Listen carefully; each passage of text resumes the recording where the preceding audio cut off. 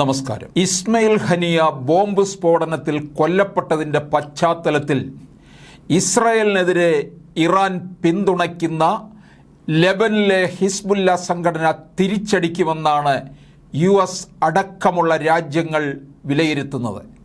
വധത്തിന് പ്രതികാരം ചെയ്യുമെന്ന് ഇറാൻ്റെ പരമോന്നത നേതാവ് പ്രഖ്യാപിച്ചിട്ടുണ്ട്.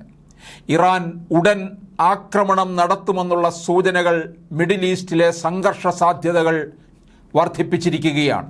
കൊലപാതകത്തിൽ തങ്ങളുടെ പങ്ക് ഇസ്രായേൽ സ്ഥിരീകരിക്കുകയോ നിഷേധിക്കുകയോ ചെയ്തിട്ടില്ല.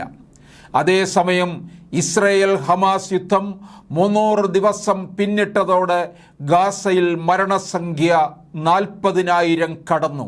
പ്രതീക്ഷിക്കുന്ന പ്രത്യാക്രമണത്തിൽ നിന്ന് ഇസ്രായേലിനെ പ്രതിരോധിക്കാനും കൂടുതൽ വിനാശകരമായ പ്രാദേശിക സംഘർഷം തടയാനും അമേരിക്കയും സഖ്യകക്ഷികളും തയ്യാറെടുക്കുകയാണ്. ലോകം വലിയൊരു യുദ്ധഭീതിയിലാണോ? മിഡിൽ ഈസ്റ്റിലെ ഏറ്റവും ശക്തമായ സൈനിക ശക്തികൾ എന്ന് ഇരു രാജ്യങ്ങളെ എളുപ്പത്തിൽ വിശേഷിപ്പിക്കാം. ഇരു രാജ്യങ്ങളും രഹസ്യമായി ആണവായുധങ്ങൾ കൈവശം വെച്ചിരിക്കാമെന്ന് സ്ഥിരീകരിക്കാത്ത പല റിപ്പോർട്ടുകളും സൂചിപ്പിക്കുന്നു.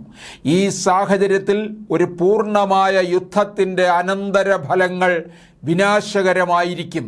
ഇസ്രായേലിൻ്റെ കരുത്ത്, രാഷ്ട്രീയ സ്വാധീനം, സൈനിക ശേഷി, ഇൻ്റലിജൻസ് മികവ് എന്നിങ്ങനെ പല മേഖലകളിൽ മുന്നിലുള്ള രാജ്യമാണ് ഇസ്രായേൽ. 1,70,000 സജീവ സൈനികരും 4,65,000 റിസർവ് സൈനിക വിഭാഗവുമുണ്ട്. 1376 ടാങ്കുകളും 43,407 കവചിത വാഹനങ്ങളും 650 പീരങ്കികളും 150 റോക്കറ്റ് ലോഞ്ചറുകളും ഇസ്രായേലിനുണ്ട്.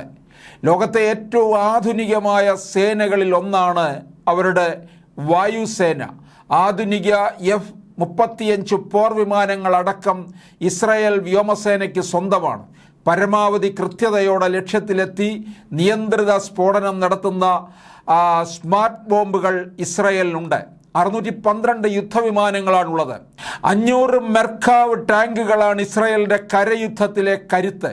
മിസൈലുകളെയും ഡ്രോണുകളെയും ലക്ഷ്യത്തിലെത്തും മുൻപേ തകർക്കുന്ന അയേൺ ഡോം അടക്കമുള്ള മിസൈൽ വേദ സംവിധാനങ്ങളും ഇസ്രായേലിന് കരുത്താണ്. Stockholm International Peace Research Institute റിപ്പോർട്ടുകൾ പ്രകാരം ഇസ്രായേലിൻ്റെ കൈവശം 80 ആണവ ബോംബുകളുണ്ട്.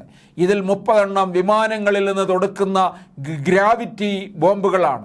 ബാക്കി 50 എണ്ണം മധ്യദൂര ബാലിസ്റ്റിക് മിസൈലുകൾ ഉപയോഗിച്ച് തൊടുക്കാവുന്നതായാണ്. ഖൈബർ ബസ്റ്റർ എന്ന ഇറാൻ മിസൈലിന് സമീപ മേഖലകളിലുള്ള US ബേസുകളിലും ആക്രമണം നടത്താനുള്ള കഴിവുണ്ടെന്നായിരുന്നു ഇവരുടെ വാദം. തങ്ങളുടെ ആദ്യ ഹൈപ്പർസോണിക് മിസൈലും ഇറാൻ അവതരിപ്പിച്ചിരിക്കുകയാണ്. പത്താഹ് എന്ന പേരിട്ടിരിക്കുന്ന ഈ മിസൈലിന് ഏത് ശത്രു മിസൈൽ സംവിധാനങ്ങളെയും തുളച്ച് കയറി ആക്രമിക്കാനുള്ള കരുത്തുണ്ടെന്ന് ഇറാൻ അവകാശപ്പെടുന്നു.